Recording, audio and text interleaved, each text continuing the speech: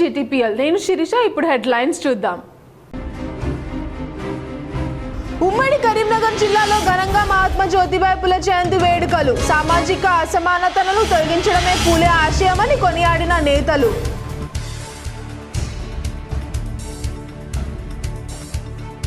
జీవన్ రెడ్డిపై మంత్రి అడ్లూరి లక్ష్మణ్ కుమార్ ఫైర్. కష్టపడిన ప్రతి కార్యకర్తకు అండగా నిలుస్తాం, మరోమారు అధికారంలోకి వస్తామని వెల్లడి.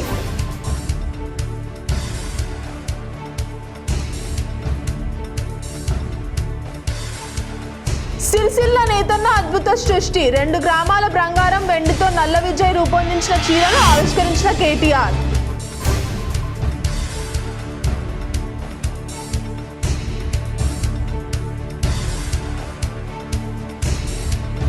జ్యోతిబాయి పులే స్ఫూర్తితో ముందుకు సాగుతాం, చదువును నమ్ముకొని ఉన్నంత ఎదగాలని కరీంనగర్ కలెక్టర్ చిత్ర మిశ్రా సూచన.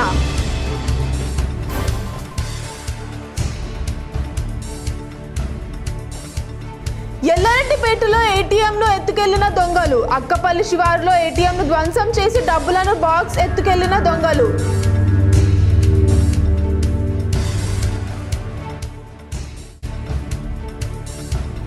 జగిత్యాలలో ఈ నెల 20న బీఆర్ఎస్ బహిరంగ సభ. కేసీఆర్ సమీక్షంలో జీవనారెడ్డి చేరిక.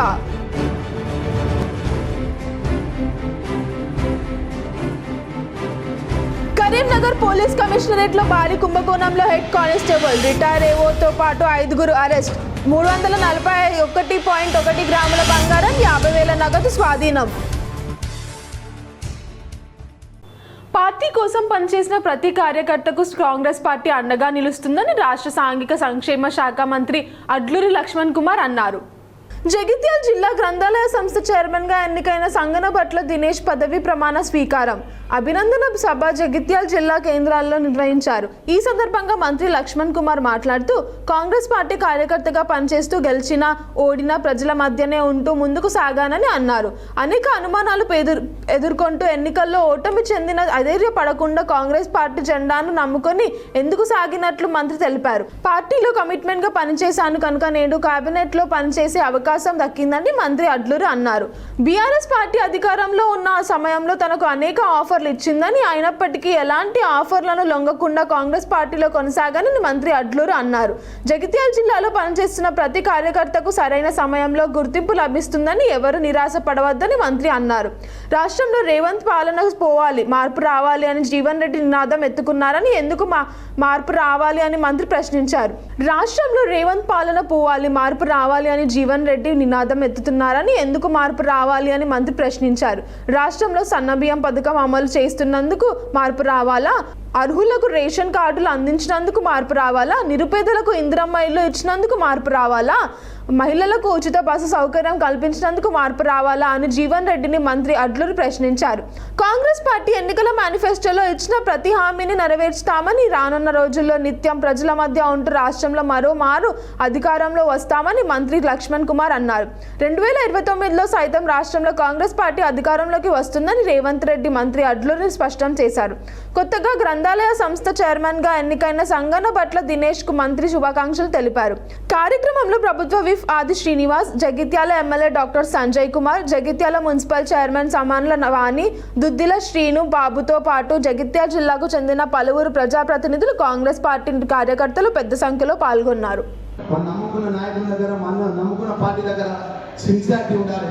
ఎప్పుడో ఒక రోజు ప్రజలు గమనిస్తారు, నాయకులు గమనిస్తారు తప్ప ఏదైతే ఇచ్చిన మాట విషయంలో కూడా మాకు వ్యక్తిగతంగా తెలుసు. చిన్నప్పటికే ఎన్నో కష్టాలు అనుభవించి మా తండ్రి గారు కాంగ్రెస్ పార్టీలో ఉన్నారు, నేను కాంగ్రెస్ పార్టీలో ఉన్నా. ఎన్ని కష్టాలు వచ్చినా, ఎన్ని ఇబ్బందులు వచ్చినా పార్టీ మరవలే, జెండా మరవలే. నాకు అనేక విషయాల్లో కూడా 10 సంవత్సరాలు రాష్ట్రంలో ఉన్నటువంటి బీఆర్ఎస్ పార్టీ నాయకత్వం కానీ, బీఆర్ఎస్ పార్టీ కానీ అనేక సందర్భాల్లో కూడా అవకాశం ఇచ్చినాను. ఒక సందర్భంలో కూడా మీ పార్లమెంట్ టికెట్ ఇస్తారమ్మని చెప్పింది బీఆర్ఎస్ వాళ్ళు. ఒక సందర్భంలో కూడా నువ్వు కోర్టు కేసు కొట్లాడుతున్నావు కదా, కోర్టు కేసు ఎన్నిసార్లు కొట్లాడుతావు, నువ్వు మా పార్టీలకు రా, నీకు గౌరవం ఇస్తాం, నీకు ఏదైనా చేస్తాం, నువ్వు రాబోయే 3వసారి కూడా ముచ్చటగా మా పార్టీ వస్తుంది, మేమే అధికారంలో ఉంటామని చెప్పి అప్పుడున్నటువంటి ఏదైతే బీఆర్ఎస్ పార్టీ నాయకత్వం అడిగింది. మరి ఏదేమైనా కూడా నేను ఆలోచన చేసిన, నాకు 10 వస్తుంది కావచ్చు, నేను హైదరాబాద్ విలాసమైన జీవితం నడుపుతా కావచ్చు, ఒక మంచి విలాసమైన కారు కాంగ్రెస్ ని వీడి కేసీఆర్ ను కలిసిన మాజీ మంత్రి జీవన్ రెడ్డి బీఆర్ఎస్ లో చేరిక ముహూర్తం ఖరారైంది. ఈ నెల 20న కేసీఆర్ సమీక్షంలో గులాబీ కండువాను కప్పుకొనున్న జీవన్ రెడ్డి. జగిత్యాలలో 3 చోట్ల నేడు జీవన్ రెడ్డితో పాటు బీఆర్ఎస్ నేతలు బహిరంగ సమస్యల పరిశీలన చేశారు. మాజీ మంత్రి Koppula Eshwar, MLC L Ramana, MLA Kalvakuntla Sanjay, మాజీ MLA Vidyasagar Rao mini stadium, SKNR కళాశాల మైదానం, మోతే సమీపంలో బహిరంగ సభ స్థలాన్ని పరిశీలించారు.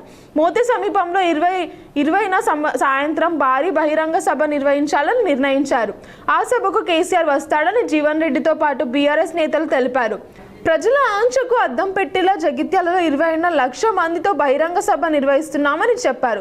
సభకు కేసీఆర్ హాజరవుతామని తెలిపారు. సభ జగిత్యాలకే పరిమితం కాకుండా ఉత్తర తెలంగాణకు సంబంధించిన సభకు నిర్వహించబోతున్నామన్నారు. శేష జీవితంలో కేసీఆర్తో కలిసి పనిచేయడం అదృష్టంగా భావిస్తున్నానని తెలిపారు. మార్పు రావాలంటే కేసీఆర్ రావాలి, రేవంత్ రెడ్డి పోవాలన్నారు. 2.5 సంవత్సరాలలో కాంగ్రెస్ ప్రభుత్వం విఫలమైందని విమర్శించారు. బీఆర్ఎస్ పార్టీ అధ్యక్షులు, నాయకులు కేసీఆర్ గారు ఏదైతుందో వారు జగిత్యాలో సభ నిర్వహింపజేయడానికి సుముఖత వ్యక్తం చేయటం అందరం కూడా హర్షం వ్యక్తం చేస్తున్నాం.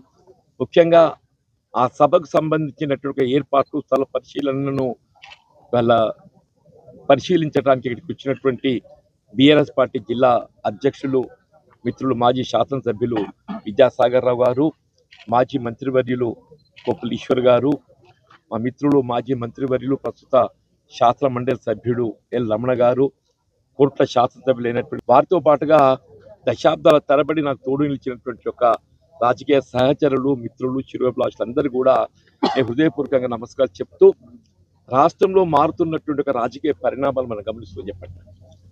నువ్వు ఎప్పుడైనా కానీ మనం మార్పు అనేది బెటర్, ఒక మంచి కొరకు జరగాలని చెప్పి కోరుకుంటాం. ఇలా 2023 సాధారణ శాసనసభ ఎన్నికల్లో అంతవరకు సుదీర్ఘంగా మరి తెలంగాణ రాష్ట్ర పురోభివృద్ధి కొరకు తెలంగాణ రాష్ట్ర ఉద్యమ నాయకుడైనటువంటి ఒక కేసీఆర్ గారు చేసినట్టుగా కృషి అందరం గమనించి కూడా ఏదైతుందో మరి ఇంకా మెరుగైన పాలన కావాలి అనే ఒక భావనతోని మరి అప్పుడు కాంగ్రెస్ పార్టీకి అవకాశం కల్పించడం జరిగింది. కాంగ్రెస్ పార్టీకి అవకాశం కల్పించబడినప్పటికీ కూడా కేవలం ఈ 2.5 సంవత్సరాల కాలంలో మహాత్మా జ్యోతిరావు పులే ఆలోచనలతో స్వేచ్ఛ సమానత్వంతో ముందుకు సాగాలని రాష్ట్ర సాంఘిక సంక్షేమ శాఖ మంత్రి లక్ష్మణ్ కుమార్ పిలుపునిచ్చారు. మహాత్మా జ్యోతిరావు పులే జయంతి సందర్భంగా జగిత్యాల కలెక్టర్లో నిర్వహించిన జయంతి వేడుకల్లో మంత్రి లక్ష్మణ్ కుమార్తో పాటు MLA doctor Sanjay Kumar, collector Satyaprasad, Jagtial additional కలెక్టర్లతో పాటు జగిత్యాల మున్సిపల్ చైర్మన్ సమీన్ల వాణి పాల్గొన్నారు. ఈ సందర్భంగా మంత్రి లక్ష్మణ్ కుమార్ మాట్లాడుతూ ఏప్రిల్ మాసం దేశంలో పుట్టిన మహనీయులు మాసమని మంత్రి అడ్లూరి అన్నారు. మహాత్మా జ్యోతిరావు పులే ఆలోచన ప్రకారం రాష్ట్ర ముఖ్యమంత్రి రేవంత్ రెడ్డి గారు ముందుకు సాగుతున్నారని మంత్రి తెలిపారు. విద్య ద్వారానే సమాజంలో మార్పులు తీసుకురావాలని భావించిన తెలంగాణ ప్రభుత్వం విద్యకు ప్రాధాన్యత ఇస్తుందని మంత్రి తెలిపారు. జిల్లాలో అన్ని వర్గాల యువత కోసం అంబేద్కర్ స్టడీ సర్కిల్ ఏర్పాటు చేస్తామని మంత్రి తెలిపారు. ఎస్సీ, ఎస్టీ, బీసీ వంటి అన్ని వర్గాలకు యువతకు ఉపయోగపడే విధంగా స్టడీ సర్కిల్ను ఏర్పాటు చేస్తామని మంత్రి హామీ ఇచ్చారు. పూలే ఆలోచన వరకు రాష్ట్ర ప్రభుత్వం పనిచేస్తుందని ఎమ్మెల్యే సంజయ్ అన్నారు. అజ్ఞానంపై అక్షరంతో యుద్ధం ప్రకటించిన సామాజిక విప్లవ పితామహుడు మహాత్మా జ్యోతిరావు పులే జయంతిని కరీంనగర్ జిల్లా కాంగ్రెస్ పార్టీ ఆధ్వర్యంలో ఘనంగా నిర్వహించారు. జిల్లా కాంగ్రెస్ బీసీ సెల్ చైర్మన్ పులి ఆంజనేయులు గౌడ్, నగర కాంగ్రెస్ బీసీ సెల్ చైర్మన్ బోనాల శ్రీనివాస్ ఆధ్వర్యంలో డీసీసీ కార్యాలయంలో ఏర్పాటు చేసిన కార్యక్రమానికి డీసీసీ అధ్యక్షులు చొప్పదండి ఎమ్మెల్యే డాక్టర్ మేడిపల్లి సత్యం హాజరై పూల చిత్రపటానికి పూలమాల వేసి ఘనంగా నివాళులర్పించారు. ఎమ్మెల్యే మేడిపల్లి సత్యం, సుడా చైర్మన్ నరేందర్ రెడ్డి, కరీంనగర్ కార్పొరేషన్ కాంగ్రెస్ అధ్యక్షులు వైద్యుల Anjan Kumar, urban branch chairman కర్ర రాజశేఖర్ తో పాటు పలువురు నాయకులు నగరంలోని శాతవాహన యూనివర్సిటీ ఎదుటగల మహాత్మా జ్యోతిబాయి పులే విగ్రహానికి ఎమ్మెల్యే సూడా చైర్మన్ నాయకులు పూలమాలలు వేసి నివాళులర్పించారు. ఈ సందర్భంగా ఎమ్మెల్యే మేడిపల్లి సత్యం మాట్లాడుతూ బడుగు బలహీన వర్గాల ఆశాజ్యోతి శ్రీ విద్యా ప్రధాన జ్యోతిబాయి పులే అడుగు జాడలో నడవడమే మన లక్ష్యమని, పూలే ఆశయ సాధనకు కాంగ్రెస్ పార్టీ ఎల్లప్పుడూ కట్టుబడి ఉంటుందని పేర్కొన్నారు. సామాజిక విప్లవ పితామహుడు పూలే ఆశయాలను ముందుకు తీసుకెళ్లడమే మన కర్తవ్యం అన్నారు. సామాజిక న్యాయం కోసం కుల వివక్షను, అంటరానితనాన్ని అన్యాయాన్ని అణచివేతకు వ్యతిరేకంగా నిరంతరం పోరాడిన గొప్ప మహనీయులు. వారి సతీమణి సావిత్రిబాయి పులే గారు బాలికను విద్యను అభ్యసించాలని, బాలికల కోసం మొట్టమొదటిసారిగా పాఠశాలలను స్థాపించి బాలికలలో విద్యను పెంపొందించాలని సావిత్రిబాయి ఇద్దరు విద్య కోసం పాటుపడిన వ్యక్తులు. పూలే గారి స్ఫూర్తితో ఈ రాష్ట్రంలో గౌరవ ముఖ్యమంత్రి రేవంత్ రెడ్డి నాయకత్వంలో పూలే గారు ఆశించిన సామాజిక న్యాయం కోసం పోరాడుతూ బీసీలకు 42% రిజర్వేషన్లు కల్పిస్తూ బడుగు బలహీన వర్గాల సామాజిక న్యాయం కోసం ఈ రాష్ట్ర ప్రభుత్వం పనిచేస్తుందని అన్నారు. జ్యోతిబాయి పులే స్ఫూర్తితో ముందుకు సాగుతామని, చదువును నమ్ముకొని ఉన్నంత కాలం ఎదగాలని కరీంనగర్ కలెక్టర్ చిత్రా మిశ్రా సూచించారు. మహాత్మా జ్యోతిబాయి పులే జయంతి ఉత్సవాలను పురస్కరించుకొని కరీంనగర్ శాతవాహన యూనివర్సిటీ వద్ద జ్యోతిబాయి పులే విగ్రహానికి కలెక్టర్ టీసీసీ అధ్యక్షుడు Choppadandi MLA Medipalli Satyam, Karimnagar MLA Rangula Kamalakar, mayor Srinivas, deputy mayor Sunil Rao, SUDA chairman Komatireddy Narender Reddy, అదనపు కలెక్టర్ లక్ష్మీ కిరణ్, ఆర్డీఓ మహేశ్వర్, ప్రజాప్రతినిధులు, వివిధ సంఘాల నాయకులతో కలిసి పూలమాలలు వేసి నివాళులు అర్పించారు. ఈ సందర్భంగా ఏర్పాటు చేసిన కార్యక్రమంలో కలెక్టర్ మాట్లాడుతూ ఏప్రిల్ నెలలో మహనీయులు జన్మించారన్నారు. సమాజానికి పూలే అసమాన సేవలు అందించారని, చదువుతోనే సమాజంలో గుర్తింపు, గౌరవం సాధ్యమని, చదువును నిర్లక్ష్యం చేయవద్దని యువతకు సూచించారు.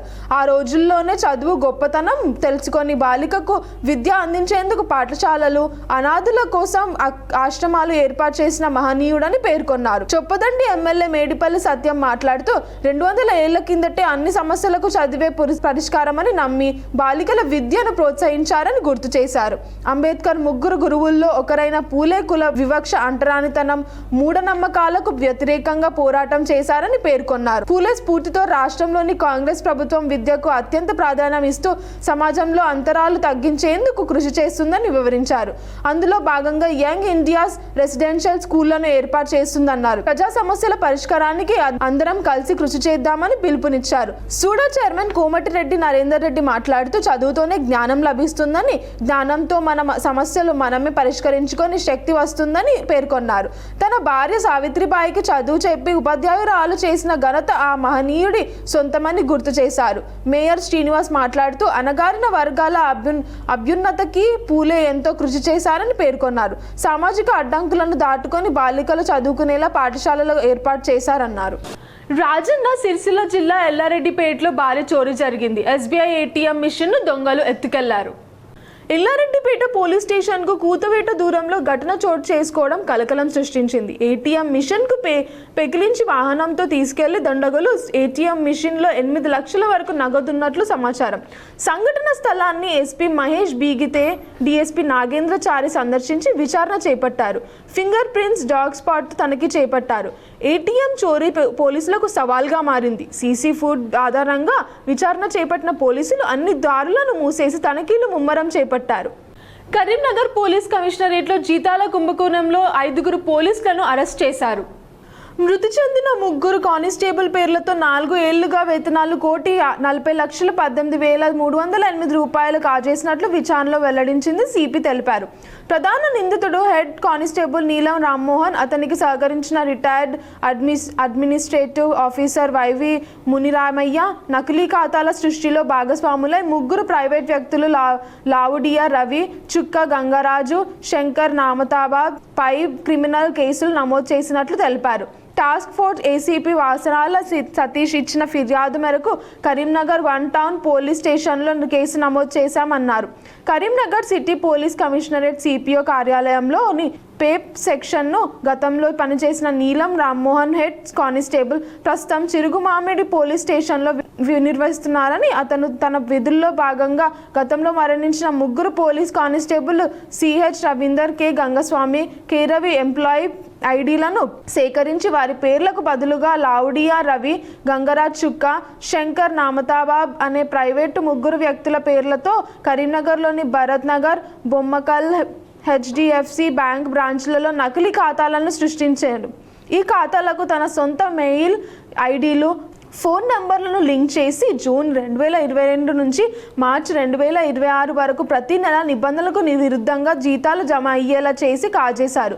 నకిలీ ఖాతాల్లో జమ అయిన డబ్బును రామ్మోహన్ ఎన్టీఎంల ద్వారా డ్రా చేయడమే కాకుండా తమ వ్యక్తిగత ఖాతాలకు ఐఎంపీఎస్ ద్వారా మళ్లించుకున్నాడు. నకిలీ జీతాల ఖాతాలపై లోన్లు కూడా పొంది ప్రభుత్వ సొమ్ము నుండే ఈఎంఐస్ చెల్లించబడేలా సెట్టింగ్ చేసుకున్నాడు. ఈ కుట్రలో నీలం రామ్మోహన్ తో పాటు administrative officer AO YV Muniramaiah, కరీంనగర్కు చెందిన ప్రైవేట్ వ్యక్తులు ముగ్గురు సహకరించినట్లు విచారణలో నిర్ధారణ అయ్యింది. ఇటీవల జీతాల చెల్లింపుల్లో అనుమానాస్పద లావాదేవీలను గమనించి సమగ్ర విచారణ చేపట్టగా గుట్టుగా 4 ఏళ్లుగా సాగుతున్న భారీ మోసం బయటపడిందన్నారు. ఇంతకుముందు చేసిన person head constable Rammohan and ఇక్కడ పనిచేసిన రిటైర్డ్ ఏఓ మునిరామయ్య, ఇంకా 3 ప్రైవేట్ పర్సన్స్, టోటల్ 5 పర్సన్స్ మీద ఎఫ్ఐఆర్ చేయడం జరిగింది. దీంట్లో ముఖ్యంగా వీళ్ళు కన్స్పైర్ చేసి 3 deceased police constable employee ID use చేసుకొని వాళ్ళకి రెగ్యులర్ ఎంప్లాయీ లాగా చూపించారు by doing some manipulation in IFMIS portal.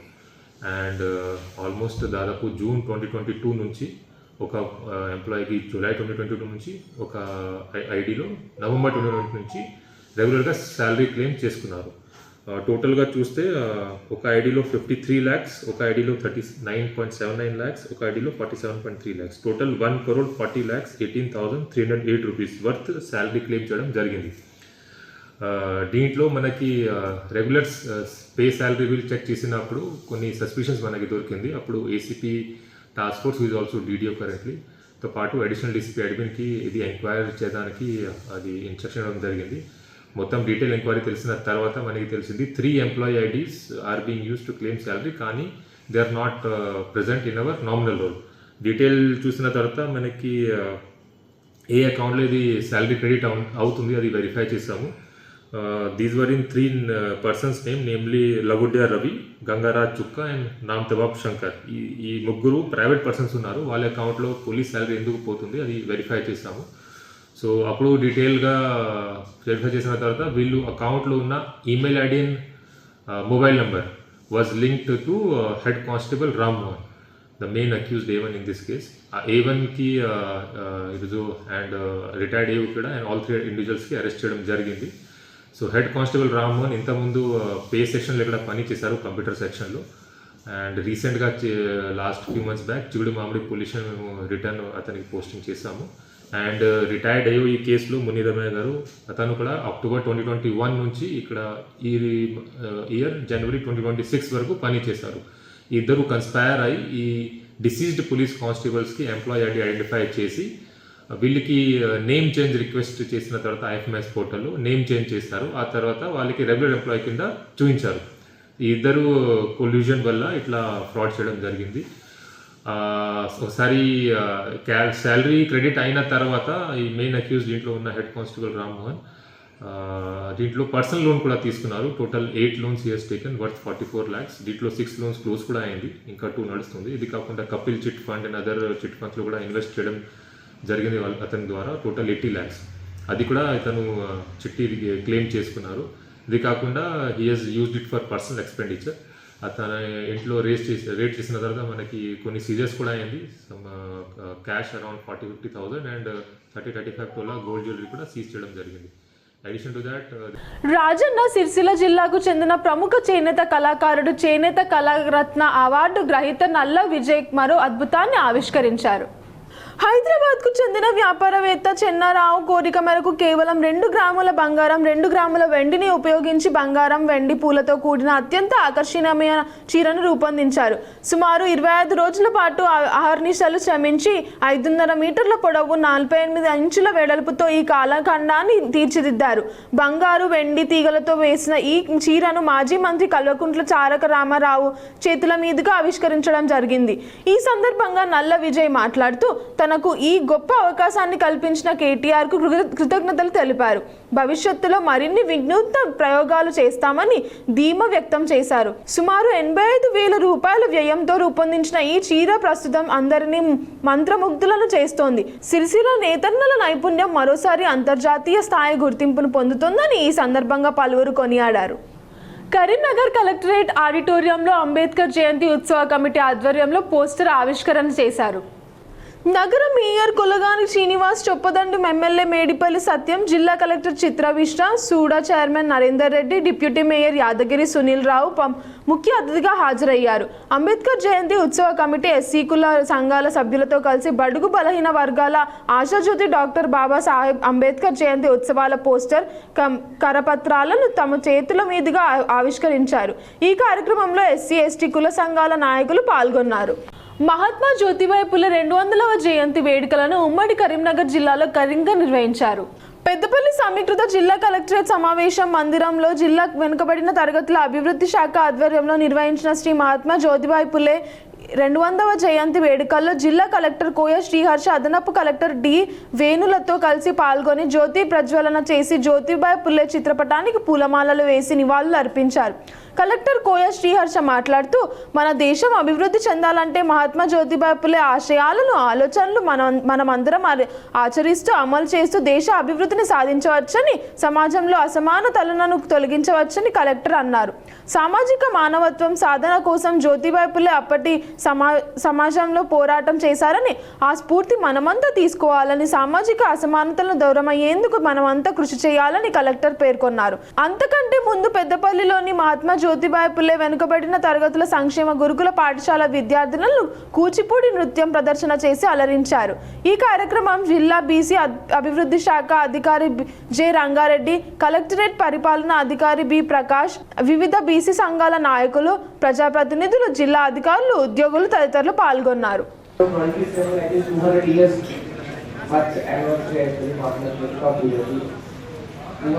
తర్వాత కూడా మనం ఇంకా కొన్ని ఐడియాస్ ఇంకా ఫైట్ చేస్తున్నామంటే still long way first country ఇంకా ముందుకెళ్ళాలంటే ఈ హోప్ అందరూ ఆయన ఆశయాన్ని, ఆయన ఆలోచనని అందరూ గుర్తుంచుకొని వాళ్ళు లేకుండా అందరూ కానీ ఆచరిస్తారని ఆశిస్తారు. వార్తలు ముగించే ముందు హెడ్లైన్స్ మరోసారి. ఉమ్మడి కరీంనగర్ జిల్లాలో ఘనంగా మహాత్మా జ్యోతిబాయి పులే జయంతి వేడుకలు. సామాజిక అసమానతలను తొలగించడమే పులే ఆశయమని కొనియాడిన నేతలు.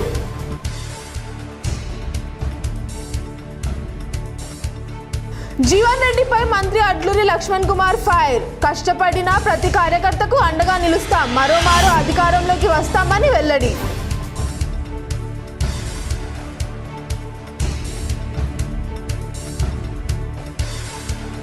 సిరిసిల్ల నేతన్న అద్భుత సృష్టి. 2 గ్రామాల బంగారం వెండితో నల్ల విజయ్ రూపొందించిన చీరను ఆవిష్కరించిన కేటీఆర్.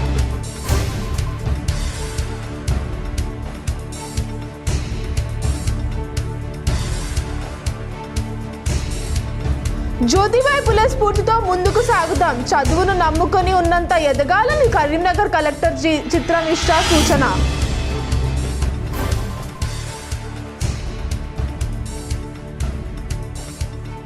ఎల్లారెడ్డిపేటలో ఏటీఎంను ఎత్తుకెళ్లిన దొంగలు. అక్కపల్లి శివారులో ఏటీఎంను ధ్వంసం చేసి డబ్బులను బాక్స్ ఎత్తుకెళ్లిన దొంగలు.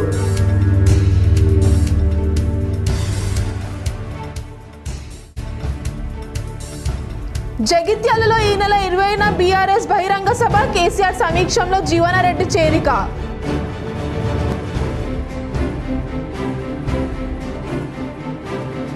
కరీంనగర్ పోలీస్ కమిషనరేట్ లో భారీ కుంభకోణంలో హెడ్ కానిస్టేబుల్, రిటైర్ ఏవోతో పాటు 5గురు అరెస్ట్. 341.1 గ్రాముల బంగారం, 50,000 నగదు స్వాధీనం. ఈ వార్తలు ఇంతటితో సమాప్తం. తిరిగి ప్రసారమయ్యే వార్తల్లో మళ్ళీ కలుద్దాం. అంతవరకు చూస్తూనే ఉండండి మీ GTPL.